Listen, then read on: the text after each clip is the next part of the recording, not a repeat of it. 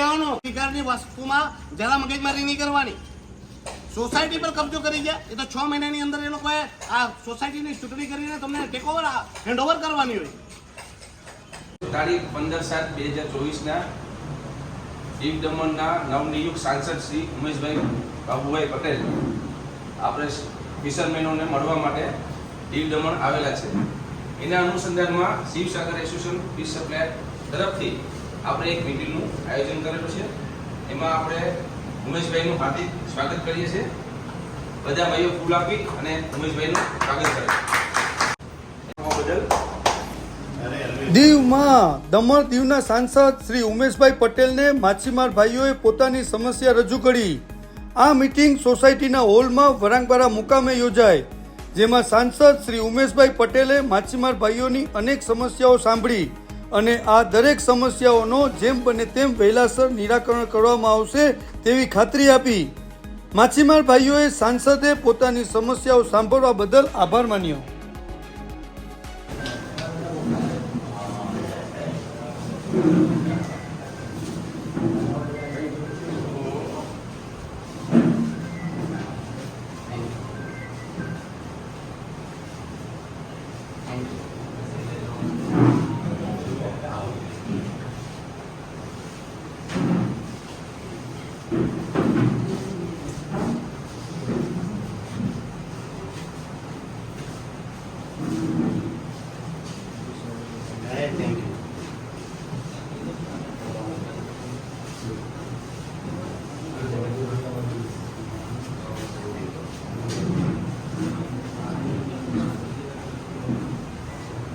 અમારા માછીમારોની ઘણી બધી સમસ્યા છે.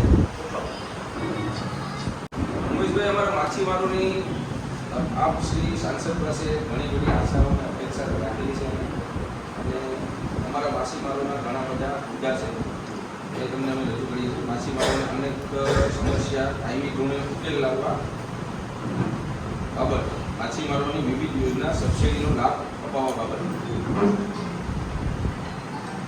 અમારા ગામમાં ઉમેશભાઈ ઘણા સમયથી બારામાં જે અમારી બોટો સ્ટાર્ટિંગ સીઝનમાં નીકળે છે ત્યારે ઘણું બધું નુકસાન થાય છે કે બારામાં પાણીની ઊંડાઈ બહુ ઓછી છે.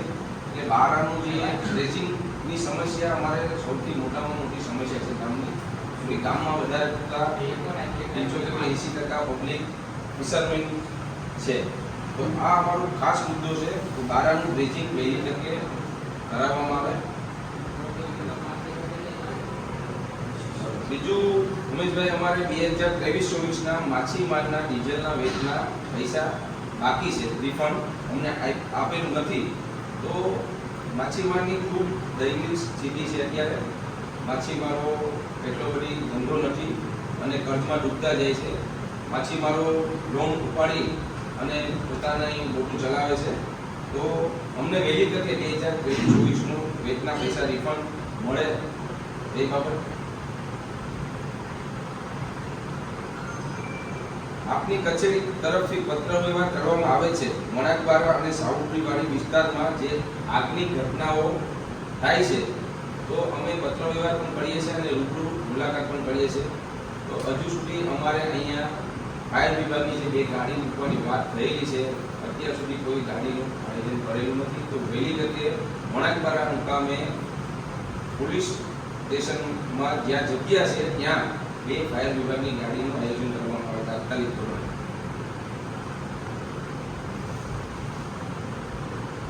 ઉમેશભાઈ, અત્યારે અમારે મોન્સૂન સિઝન એટલે કે ફિશરમેનોની બંધ સિઝન છે. તો બંધ સિઝન દરમિયાન અમારે ફિશરીઝ કોઓપરેટિવની બંને સોસાયટી છે, મહાસાગર fisheries cooperative society, Mahakaleshwar fisheries cooperative society. તો બંને સોસાયટીનું ઇલેક્શન હજુ સુધી થયેલું નથી. તો વહેલી તકે બંને સોસાયટીનું ઇલેક્શન કરાવવા બાબત.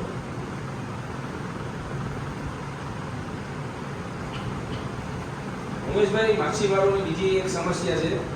માછીમારોને પહેલા નવી બોટો બનાવવા માટે સબસિડી જે મળતી હતી એ સબસિડી નથી મળતી. માછીમારોને બોટમાં લગતા વગતા સાધન માટે સબસિડી જે મળતી હતી, જે બાજુના રાજ્યમાં ગુજરાતમાં સબસિડી મળે છે, અત્યારે અમને કંઈ પણ સબસિડી કોઈ પણ જાતની પ્રકારની મળતી નથી. તો એ વહેલી તકે અમને સબસિડી ચાલુ થાય એ બાબત.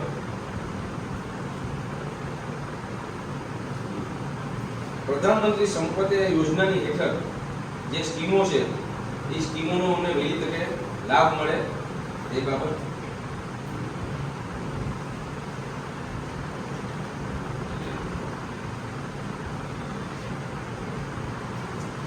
ઉમેશભાઈ, વણાકબારામાં શિવસાગર એસોસિએશનમાં 150 થી ઉપર ભેગા છે અને 1500 જેટલી નાની મોટી બોટો પણ છે.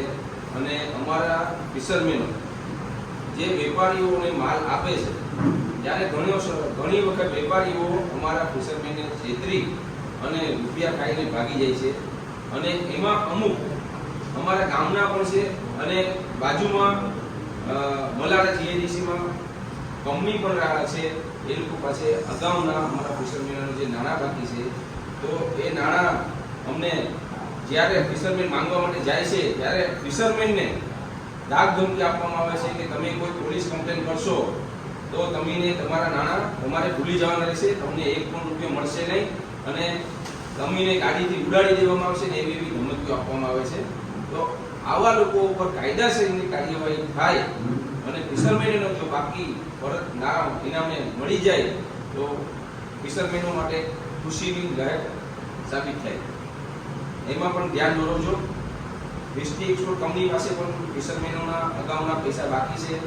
જે તે સમયમાં વિસ્ટી કંપનીવાળાએ અમને નોટિસ મોકલાવી હતી. નોટિસનો પણ જવાબ આપેલો છે. અમારી પાસે તેની પાકી પુરાવા ચિઠ્ઠી પણ છે. ત્યારે તેને અમને નોટિસ મોકલાવીમાં ઉલ્લેખ કરેલો હતો કે તમારી પાસે કોઈ પુરાવો હોય, મારી ચિઠ્ઠી કે કંઈ ખાતાવાહી કે તો મને મોકલો તો હું તમને પેમેન્ટ કરી આપું. તો ત્યારે અમે એને ચિઠ્ઠી અને પુરાવો મોકલેલા છે કે આજ સુધી કોઈ પેમેન્ટ થયું નથી.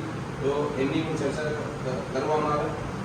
એવી ઘણી બધી આશાઓ અને અપેક્ષા અમે તમારી પાસેથી રાખીએ છીએ કે તમે અમારા સાંસદ છો અને અમારા ફિશરમેનનો અવાજ સાંભળશો અને આમાં યોગ્ય ઘટતું કે હોય તો કરવા માટે. અમારે ડીઝલની થોડી સમસ્યા છે. અમારે ડીઝલનો કોટો 35,000 મળે છે.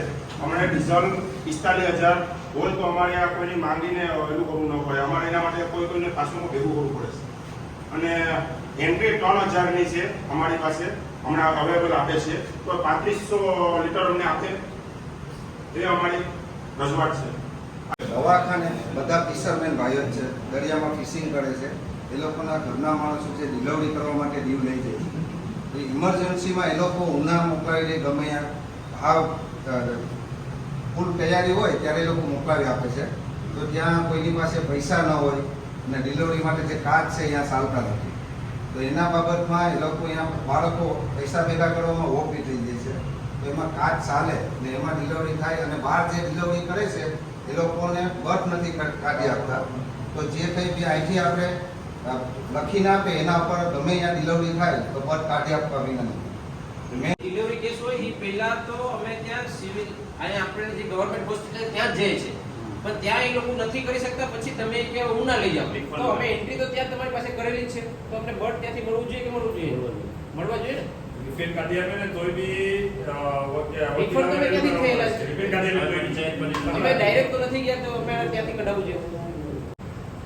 એમપી સાહેબ, અમારે બાજુના ગામમાં જોઈએ તો આપણે ફિશરમેન આપણે કઈ હાલતમાં જઈ રહ્યું છે તમે જાણો જ છો અને અમારા ફિશરમેન પણ જાણે છે. અત્યારે અમારે ફિશરમેન મરેલી હાલતમાં છે. થોડી ઘણી રાહત થાય એવું વિચારે પણ આજ થોડાક વર્ષ પહેલા 2 લાખ રૂપિયા વનલી વન ખાલી એન્જિનમાં મળતી. આજે 1 લાખ કરતાં 7 વર્ષથી એક ફાઇલ પર પાસ થઈ ગઈ નથી. અમારી પોતાની મારી 2 ફાઇલ પડેલી છે. અમારી ફોટો 2 1 રૂપિયાની સહાય નથી ફિશરમેન. એકદમ ફિશરમેન ભિખારીની હાલતમાં અત્યારે છે દીવ દમણ. મારું એવા કહેવાનું છે કે જે વેરાવળમાં ગુજરાતમાં આપણે પાડોશી ગામમાં જોઈએ તો મહિને એમપી સાહેબ સ્કીમો આવે છે.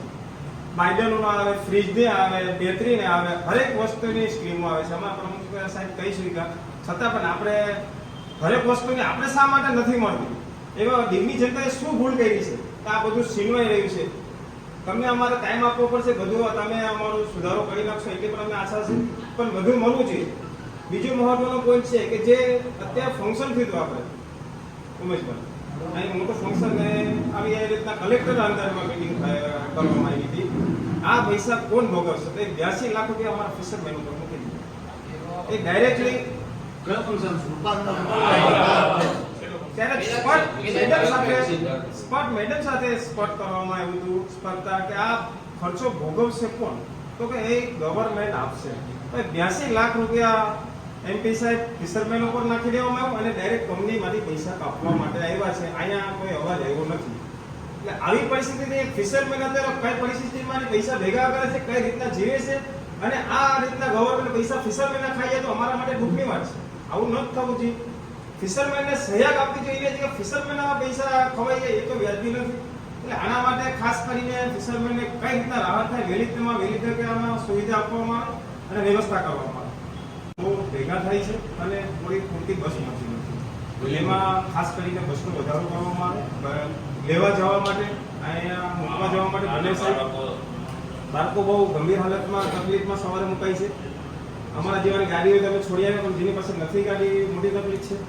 ત્રીજી વાત કરીએ તો આપણે એક તો પ્રદૂષણની ઘટાડાની વાત કરતા હોઈએ છે, મોટી વાતો થતી હોય, સ્માર્ટ સિટી ફલાણો. તો અત્યારે જે બેટરી વાળી ગાડીમાં જે સુવિધા મળે છે તો એની સબસિડી જ નથી મળતી દીવની અંદર. શા માટે બાજુવાળાના ગામમાં મળે, આપણે શા માટે ન મળે? એટલે એમાં પણ સબસિડી મળવી જોઈએ. આપણે હકદાર છે, નાગરિકનો અધિકાર છે. જે નાગરિકના અધિકાર છે એ નાગરિકના અધિકાર કોઈ મળતા જ નથી, મળવા જોઈએ. એટલે આવી રીતના છે. ડ્રેસિંગની વાત કરીએ તો આજે અમે સાંભળતા પ્રમુખ સાહેબ રજૂઆત કરી પ્રમાણે બસ સાંભળતા જ આવીએ, બીજું કંઈ થતું જ નથી. ફિશરમેનો જે શરૂઆતમાં કઈ રીતના ભોગવી રહ્યા છે, જેનું નુકસાન થાય એ પોતે ફિશિંગ ખોઈ ચૂકે છે, લાખો રૂપિયા એનો ખર્ચ થઈ ગયા છે. એટલે વહેલીમાં વહેલી તકે આપણે જે મહોત્સવનો જે પ્રમુખ સાહેબ રજૂઆત કરી એ પહેલું સાહેબ લેવામાં આવે અને આનું સોલ્યુશન કાઢવામાં. ચોથી વાત કરીએ, અમારી બોટ અહીંયા હોય ને ત્યાં અમારે મચ્છી લઈ જવાનું હોય તો રસ્તાની હાલત એવા બેસમાર હાલત છે. એકવાર રિક્ષા જાય એટલે ડ્રાઈવરનો તો કમર ભાંગી જાય, પ્લસ અમારું પણ નુકસાન બહુ જાજુ થઈ રહ્યું છે. રિક્ષાઓ પણ એક રાઉન્ડ જાય એટલે અમારે બહુ ખર્ચો કરવા પડે છે. એટલે એના માટે પણ રસ્તામાં પણ ખાડા કમસે કમ વહેલીમાં વહેલી તકે પૂરવામાં આવે. રોડ વાળા છે, વર્ષોથી આપણી કિરીમ પડી ગયેલી, ત્યાં એક ખાડો છે તો આજ દી સુધી 5 વર્ષમાં એ ખાડો નથી પૂર્યો સાહેબ. અમારા માટે એ ખાડો નથી પૂરવાનો. જેટી ઉપર વડી શેરી કયો, વડકાપરા કયો, વારી વિસ્તારમાં હરેક જેટી બેસમાર છે, એકદમ ખલાસ હાલતમાં છે. કોઈ હાલત બધી જેટીની ખરાબમાં ખરાબ છે. આગ લાગે છે તો એની કોઈ સહાય નથી મળતી. મારી બોટ પહેલા 2012માં કે 14માં પેલી મોટી આગ લાગી, એની ફાઇલો એ લોકોએ કીધું હતું મામલેદાર સાહેબમાં અને બધામાં મેં મૂકી હતી તો કે તમને એનું સહાય મળશે. તો આજ દિવસ સુધી એની સહાય બી મળી નથી. એટલે બોટ ડૂબી ગઈ તો એની પણ કોઈ સહાય મળતી નથી. હાર્બરનો પ્રોજેક્ટ કેટલા સમયથી પેન્ડિંગ છે, એમ કે ચાલુ થયો નથી. લેકિન જાણો કે ક્યાં પહોંચ્યું એનું કામ. પૈસા તો મંદિરમાં જે છે, મંદિરના પૈસા પછી લાખ રૂપિયા લીધા છે. એકાઉન્ટમાં પેલા એ લોકોના સોસાયટી બનાવીને હાર્બર પ્રોજેક્ટ માટે હાર્બર. પછી લાખ રૂપિયા બે સોસાયટીના આપ્યા. આવ્યું હતું કે ભાઈ અહીંયા મચ્છી માર્કેટ બનશે, અહીં બકાલા માર્કેટ બનશે, ત્યાં ફેડરેશન બનશે. આ બધું પ્લાનિંગ બતાવી દેવામાં આવ્યું, પણ આ બીજું કઈ થયું નથી. તો ત્યાં બીજું કન્સ્ટ્રક્શન ઊભું ચાલુ થઈ ગયું. અત્યારે પંચાયત ત્યાં થઈ ગયું ચાલુ. એટલે આ વસ્તુ, કારણ કે મચ્છીની હાલત પણ આપણે વણાકબારાની અંદરમાં એકદમ બેકાર છે. એકદમ ગંદકીમાં આપણે મચ્છી વેચાય છે. મચ્છી માર્કેટ બતાવો. હા, મચ્છી માર્કેટ બતાવવામાં આવી છે. પ્રમુખ સાહેબ બરાબર છે. મચ્છી માર્કેટ બતાવવામાં આવી હતી, બકાલા માર્કેટ બતાવવામાં આવી હતી અને ફેડરેશન પણ બતાવવામાં આવ્યું. પણ ક્યાંય કઈ એક કામ શરૂ થયું નથી. બસ ઓન પેપર ઉપર ને ખાલી માઇક ઉપર આ બધા સજેશન આવે છે, બાકી આપણે પબ્લિક સારી સાંભળે છે. એટલે એ પણ કોઈ વસ્તુ ચાલુ નથી. અને ત્યાં બીજું કન્સ્ટ્રક્શન હમણાં ચાલુ થઈ ગયું. એટલે પબ્લિક માટે કોઈ સુવિધા છે નહીં. દીવમાં માર્કેટ બની ગઈ, આ નહીં ભાઈ. બીજા મહત્વનો કોઈ એમપી સાહેબ કે જે રાશન કાર્ડની વાત કરીએ, અત્યારે આપણે કેમ રાખ્યો હતો એ લોકોએ 500 ઇસ્યુ કર્યા, પાછળ 300 કેન્સલ કર્યા. આજે વિધવા બેનની હાલત કેવી? એનો છોકરો એક હોય તો એ તો નાલક થઈ ગયો, તો વિધવા બેનને રાશન મળે ને. આજે તળમાં જાય તો સાહેબ 500 વીઘા જમીન સરપંચને રાશન મળે તો અમે કઈ ગુનો કર્યો? દીવની જનતાએ નાગરિકને અધિકાર શા માટે નથી મળતો? તો રાશન તો હરેક વ્યક્તિનો ઉપરથી પ્રધાનમંત્રીની યોજના છે, તો શા માટે દીવની જનતા ન મળે? આજે વેરાવાળા ફિશરમેનો છે તો દસ મોટું છે તો બધાને રાશન મળે છે. અમારા રાશનની વિવાદમાં નથી, પણ જે નાના લોકો છે, જે વિધવા બહેનો છે, એ લોકોના રાશન કાર્ડ મળશે તો એ તો શક્ય નથી. પાવરમાં અત્યારના જે બિલ આવ્યા છે એ બહુ વધારે ચાર્જ થઈને આવ્યા છે. ધ્યાન રાખો. 2 દિવસથી લાઈટ તો છે જ, સ્ટ્રીટ લાઈટ બરાબર.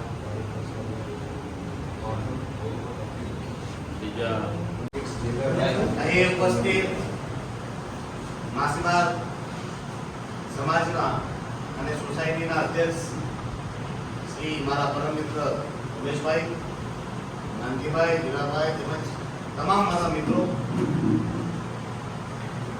તમને ખાસ તમારો આભાર માનવાનો છે. આભાર તો આખા જીવનો છે. આભાર એ છે કે તમે લોકોએ મારા જેવા સામાન્ય માણસ પર વિશ્વાસ રાખીને જે મને એક મોટી જવાબદારી સોંપી છે અને જે પ્રેમથી તમે મને છૂટ્યો છે અને સાંસદ બનાવ્યો છે એ બદલ તમારો દરેકનો આભાર. બીજું કે તમે આ મીટિંગ જે છે તાત્કાલિક ધોરણે બોલાવી તે બદલ બી તમારો આભાર. કેમ કે સમય ઓછો છે. પ્રથમ તો મેં આ મીટિંગ કરવા માટે તમારા સમાજના જે સંયુક્ત સમાજ છે એના સચિવ ભરતભાઈને બી ફોન કરેલો, પણ એમણે મારો ફોન ઉચક્યો નહીં. પછી મેં તમારા પટેલો જોડે પણ બધા જે ત્રણ સંયુક્ત સમાજના છે એમને મેં ફોન કરેલો, એમના જોડે વાત કરી કે ભાઈ આ માછીમારોની કે તમારા સમાજની કોઈ પણ સમસ્યા હોય એ સમસ્યાઓની માટેની એક મીટિંગ રાખો અને જે પણ સમસ્યા હોય તે મારા સામે મૂકો, જેથી મને આ બધી સમસ્યાઓથી હું રૂબરૂ થઈ શકું. તો એ સમસ્યાની રજૂઆત દીવના કલેક્ટરથી લઈને બીજા અધિકારીઓ જોડે મારે ચર્ચા કરવાની છે 17 તારીખ, જેથી આ તમારી બધી દરેક સમસ્યાની રજૂઆત હું અહીંયા કરીશું. બીજું કે 22 તારીખથી પાર્લામેન્ટ સત્ર ચાલુ થયું. જો એના અધિકારીઓ આ વાતની રજૂઆતોને ગંભીરતાથી ન લે તો આપણે દિલ્હીમાં પણ આ બધી બાબતોને રજૂઆતો કરશું, જેથી તમારી ઘણી બધી સમસ્યાઓ છે તે મને લાગે તે પ્રમાણે આ સત્રમાં જ નિપટારો થઈ શકે. પરંતુ દુઃખ સાથે કહેવા પડે કે તમારા સંયુક્ત સમાજના પ્રમુખોને, પટેલોને કોઈ તમારી ચિંતા હોય એવું મને લાગ્યું નહીં અને એમણે મને કોઈ પણ પ્રકારનો ફીડબેક આપ્યો નહીં. જેથી મારે ઉમેશભાઈ જોડે વાત થઈ તો મેં તમને કીધું કે જો માછીમારોના કંઈ પણ હોય કે તમારા સામાજિક રીતેના કોઈ બી પ્રશ્નો હોય તે તાત્કાલિક ધોરણે તમે મને જણાવો, જેથી 17 તારીખ પહેલા મારા પાસે આ બધી વાતોની જાણકારી હોવી જોઈએ, જેથી હું ઉપરોક્ત જેટલા પણ અધિકારી છે તેમને જોડે આ ચર્ચા વિચારણા કરીને જ્યાં પણ રજૂઆતો કરવાની છે ત્યાં હું કહીશું. તો ઉમેશભાઈએ તાત્કાલિકપણે મીટિંગ બોલાવી તે બદલ ઉમેશભાઈ તમારો ખૂબ આભાર. બીજું કે તમે લોકોએ જે બધી સમસ્યાઓ કહી છે એ લગભગ દરેક સમસ્યાઓ ઉપર આમ પણ મારું ધ્યાન છે અને હું લાસ્ટ 3-4 દિવસથી બધા માણસોને મળી રહ્યો છું, જે તે માછીમારોને, સમાજના આગેવાનોને, સમાજના નાનામાં નાના વર્ગના લોકોને. તો આ દરેક સમસ્યાઓ મારા ધ્યાનમાં છે. જેમાં બારાની ડ્રેસિંગની વાત છે, ખરેખર વો જમલત મુદ્દો છે. કેટલી બોટો તૂટી છે અને બારા પાસે પ્રશાસને કદાચ લાખો કરોડ રૂપિયા ખર્ચીને તે લાવેલા હતા, દીકરો તૂટી ગયો એટલે તેમાં મને લાગે કે તે ખાઈ ગયા. લાખો કરોડ રૂપિયા એના નામ પર ચાલી ગયા. કદાચ એટલા જ રૂપિયાથી એ લોકો ડ્રેસિંગ શરૂ કરેલો હતો ને તો તે પૈસાથી થોડીક રાહત મળી ગઈ. પણ આપણા પ્રશાસનમાં બેસેલા લોકોને મને એવું લાગે કે એ લોકોને સમસ્યાનું નિવારણ કરવાનો રસ નથી. એના નામે વેપાર કરીને, કામ ધંધો કરીને કમાઈ જવાનું અને કમિશન ખાઈ જવાનું વધારે રસ. પણ તમે ચિંતા નહીં કરો, આ બારાનું ડ્રેસિંગનું કામ આપણે કોઈ બી હિસાબે જલ્દીથી જલ્દી શરૂ કરાવવાની કોશિશ 100% થશે. અને હું દિલ્હીથી આવું તે ત્યારે તમને આનું સચોટ સમયથી તમને હું આપી દઈશ કે આપણે ક્યારે બારાનું ડ્રેસિંગ શરૂ કરવા જઈ રહ્યું. પણ તમે વિશ્વાસ રાખો કે આપણે જલ્દીથી જલ્દી કરશું. 23-24નું જે રિફંડ વેટ ડિઝલની બાકી છે, 22-23નું રિફંડ બરાબર જે કે 14 મહિનાનું 22-23 છે. તમારું 22-23 તો હવે ચાલુ થશે. ચાલો જે બી હોય એ તો મેં આજુબાજુ અત્યારે ગૃહમંત્રી કે સ્ટેટના આપણા આવેલા વિધાનસભા માહિતી તેમના જોડે બી આ ચર્ચા મેં કરી. એના બાદ જે તે અધિકારી સંભાળી રહ્યા છે તેમના જોડે બી મેં વાત કરી. એ લોકો સાથે મેં એ લોકોનું એમ કહેવાનું હતું કે પ્રપોઝલ મુવમેન્ટ કરવાની એ લેટ થઈ. હવે એ લેટ થવાનું કારણ બી આપણે જ છે. આપણા જે એસોસિએશન છે તેને હવે અવેર રહેવું પડે.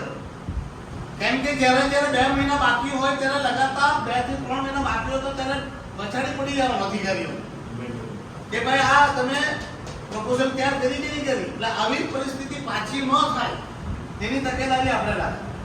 તો હવે આમાં એવું છે કે એ લોકોએ પ્રપોઝલ જે મૂકેલી એમાં એમ કહેવાય કે ત્યાંની મંત્રાલય તો હંમેશા કે જેણે બી મંત્રાલયમાંથી આ મૂકેલી ત્યારે પૂરેપૂરી માટે કહેલું, પણ નિર્મલા સીતારમણજી પાસે જરા પ્રપોઝલ કે ત્યારે એમ કે આમ કેમ એવું કે જ્યારેથી લાગુ થઈ ત્યારથી જ અમારા પાસે આવ્યું ત્યારે જ અમે આ મૂકવાનું એવું અધિકારીઓનું કહેવાનું છે. તો રીએમ્બર્સમેન્ટ આપણે કરાવવા માટે એક નવી પ્રપોઝલ મૂકવાની. તો રીએમ્બર્સમેન્ટમાં આ પ્રપોઝલ પાછી આપણે મૂવમેન્ટ કરાવીએ અને આપણે પૂરો પ્રયાસ કરીએ કે માછીમારોના હકના પૈસા પાછા તમને મળે. બીજી વાત એવી કે ભાઈ આગ લાગે, આગમાં કે 2 થી 4 વાર તમે લોકોએ ફરિયાદો કરી પણ એમ કે વણાકબારામાં ગાડી મુકાતી નથી. અહીંયા પોલીસ સ્ટેશન બી છે, જગ્યા બી છે. તો હું પણ વાત કરીશ કે ભાઈ અહીંયા એટલીસ્ટ બેની મૂકે તો એક તો ગાડી તાત્કાલિક મૂકે કે જેથી કઈ બી વારદાત ઘટના ઘટી તો તાત્કાલિકપણે પહોંચી જાય. બેની જગ્યાએ એક ગાડી એ મૂકી દો, એક ગાડી બસમાં મૂકી દો, દગાજી વાળા રોડ પર બી તાક મૂકી જ છે. એક ગાડી અહીંયા મૂકશે તો એટલીસ્ટ એક ગાડી બી ફટાફટ જાય તો તા દગા સીસીપી અહીંયા આવી જાય. તો તેના માટે બી રજૂઆત કરી દઉં કે ભાઈ તમે તાત્કાલિક ધોરણે આ વણાકબારા એરપોર્ટ સ્ટેશન ઉપર એક ગાડી એટલીસ્ટ મૂકી જ દો. આપણે 2 ગાડીની વાત કરશું પણ એક તો એટલીસ્ટ ચાલુ થવી જોઈએ. સરકારી કાર્યક્રમ થતો હોય તો તેનો ખર્ચો સરકારે કરવાનો. આ સોસાયટી કોઈ સરકારના ભાગની જાગીર નથી. સોસાયટીના પૈસા એ માછીમારોના છે, ગરીબોના છે, તેમના હકના પૈસા છે. માછીમારોને બિચારાઓએ પોતાનો પરસેવો પાડીને, પોતાના ઘરના દાગીનાઓ વેચીને, પોતાના બાળકોના પેટનો ખાડામાંથી કોડીઓ કાઢીને આ લોકોએ પૈસા જમા કરેલા છે. તો તમારો એક પણ રૂપિયો ન જાય એની પૂરેપૂરી તકેદારી રાખીશ ને એના પર હું જે તે અધિકારીઓને સાફ કહી દઈશ કે આ પૈસા ઉપર કોઈ ખોટી નજર નહીં રાખે. છેલ્લા 5-7 વર્ષથી 7-1 વર્ષથી એમ કે માછીમારોને કોઈ પણ પ્રકારની સુવિધા નથી મળતી. એ તો મને અધિકારીઓ બી કહ્યું. તો એ રજૂઆત આપણે કરશું. અને દુઃખની વાત એ છે કે પ્રધાનમંત્રીજીની જે મહત્વાકાંક્ષી યોજનાઓ છે તેમનો ઉદ્દેશ છે કે હરેક માછીમારનો વિકાસ થાય. તો તે યોજના પણ સેન્ટરની યોજના પણ આપણે લાભ નહીં મળતો હોય તો પછી આ અધિકારીનું કામ શું છે? એક મચ્છર જેવડો પ્રદેશ ને તેમાં આટલા આઈએસ, આટલા આઈપીએસ, આટલા દાનિશ ને તમને આટલા બધા લોકો હોવા છતાં તમને પ્રપોઝલ નહીં મોકલાય, આટલી બધી યોજના છે તે લાગુ નહીં કરાય તો ખરેખર દુઃખની વાત છે. કારણ કે માછીમારીનો ધંધો હવે ખૂબ જ મુશ્કેલ બન્યો છે. મચ્છીઓ એટલી મળતી નથી. કાલે બી મને કહેતા હતા તો કાલે હું ગોગલા ગયો તો આપણે બિચારા આ બધી વાતો લઈને બેઠેલા હતા. એન્જિનની બિચારા બહુ વાત કરતા હતા નાના માછીમારો જે છે. તો આ તમારી વાત સાથે સમજ છે ને માછીમારોના જે પૈસા ખાઈ જાય એ બિલકુલ બી ચલાવી લેવામાં આવશે નહીં. હું એમાં પોલીસ પ્રશાસનને બી કહીશ કે ભાઈ વેપારીઓ જોડે પ્રેમથી ને જબરજસ્તી કેમ કે આ તો વિશ્વાસઘાતનો સવાલ છે. એ વસ્તુ ઉપર બી હું કાર્યવાહી કરાવું. એ ખોટો વધારવા માટે બી આપણે રજૂઆત કરવાની જ છે. ને આ જે બર્થના પ્રોબ્લેમ છે એ ખરેખર તમારો ગોગલાનો કે વણાકબારાનો પ્રશ્ન નથી, આખા દીવનો પ્રશ્ન છે. સરકારી હોસ્પિટલોમાં ઈલાજ નથી મળી રહ્યો અને બેન દીકરીઓ ડિલિવરી કરવા માટે એ તમારા ચૂંટણીમાં બી અમે વાત કરેલી. ખરેખર દુર્ભાગ્ય છે કે આપણા પ્રદેશમાં આટલા બધા ઇન્ફ્રાસ્ટ્રક્ચર કરોડોની અરબો રૂપિયાનો ખર્ચો કરીને આપણે ઈલાજ નથી મળી રહ્યો. એ પણ પાછો પૈસા આપીને હવે તો મફતમાં ઈલાજ બી બંધ થઈ ગયો. તો એ આયુષ્માન કાર્ડની તકલીફ છે જ. કાલે પણ 2 થી 3 કિસ્સા એવા મળ્યા જે મોટા ખર્ચા છે. કોઈનો કેન્સરનો પ્રોબ્લેમ છે, કોઈનો હાર્ટનો પ્રોબ્લેમ છે અને એમ કે આયુષ્માન કાર્ડ આપણો સ્વીકારતા નથી. બીજી વાત કે મને એ બી ખબર છે કે આયુષ્માન કાર્ડ ખાલી 3 કે 4 મહિના માટે જ બનાવવામાં આવે. પછી 8-9 મહિના માટે તે કાર્ડ નહીં બની શકાય તો રેવન્યુ પણ કરી શકાય નહીં. ગુજરાતમાં 15 લાખ જેટલું આયુષ્માન કાર્ડની સીમા છે, આપણા કંઈક 5 લાખની છે. તો એ સીમા વધારવી અને આયુષ્માન કાર્ડ 12 માસ ગમે ત્યારે બનાવી શકાય. અને એવું પણ આપણે કરીએ કે ભાઈ આયુષ્માન કાર્ડમાં સેન્ટરની સ્કીમ હોય તો પછી આપણા કેન્દ્રના પૈસા થી એમાં વધારો કરીએ. કેમ કે આપણો એક પ્રદેશ છે જે કેન્દ્રને ડબલ પૈસા આપે. તમે જુઓ તો જીએસટી જે છે એમાં 50% સેન્ટરની હોય ને 50% પ્રદેશની હોય. પણ આપણે તો જીએસટી 100% જ્યારે કેન્દ્રને આપતા હોય ત્યારે આ બધી સ્કીમોનો ફાયદો આપણે ડબલ મળવો જોઈએ. ને હું ત્યાં ફાઇનાન્સ મિનિસ્ટ્રીમાં જરૂર ચર્ચા કરા કે ભાઈ કેન્દ્રમાં પૈસા સાથે સાથે અમારા રાજ્યના પૈસાનું જે 50% અમે આપીએ છીએ તે અમારા સેન્ટરમાં રાખવામાં આવે, જેથી આવી બધી યોજનાઓ તે પૈસાથી આપણે ચલાવી શકીએ. કેમ કે બીજા રાજ્યમાં મેં જોયું છે કે ઘણી બધી યોજનાઓ સેન્ટર સાથે સાથે પોતે રાજ્ય પોતાની યોજનાઓ બનાવીને લોકોને લાભ આપતી હોય. તો તમે ચિંતા નહીં કરતા, એના માટે બી મેં વિશેષ વિચાર કરેલો જ છે. લાગુ કરાવશું એવું લાગ્યું તો આપણે બધા જ માછીમારોને જેટલા છે ને ટ્રેન ભરીને બી ત્યાં દિલ્હી જવા પડ્યું ને, તો ટ્રેન ભરીને બી આપણે દિલ્હી જશું. તો તમારે કોઈ ચિંતા નહીં કરવાની, આવવા જવાનું લેવાનું ખાવાનું પીવાનું ને બધું ત્યાં કરશું. જેથી આપણા માછીમારોને શું તકલીફ છે ગરીબોને તે ત્યાં માછીમારોના જે આપણા મંત્રી છે, ગૃહમંત્રીજી છે કે આપણા માનનીય પ્રધાનમંત્રી નરેન્દ્રભાઈ મોદીજી છે તેમને બી વાસ્તવિકતા ની જાણ થાય. એવું લાગ્યું તો આપણે બધા જશું. એવું લાગ્યું તો બોટે જવાય તો બોટે જશું, બોટે નહીં જવું. બરાબર ને? જેથી તેને બી ખબર કે આપણા બોટમાં ભરાઈને કેમ પેલી વાત થાય કે બોટ ભરાઈને દિલ્હી પહોંચી દુઃખી થઈ. બરાબર છે? જેઆરસી આખું પોલ ખોલીને આપી દીધી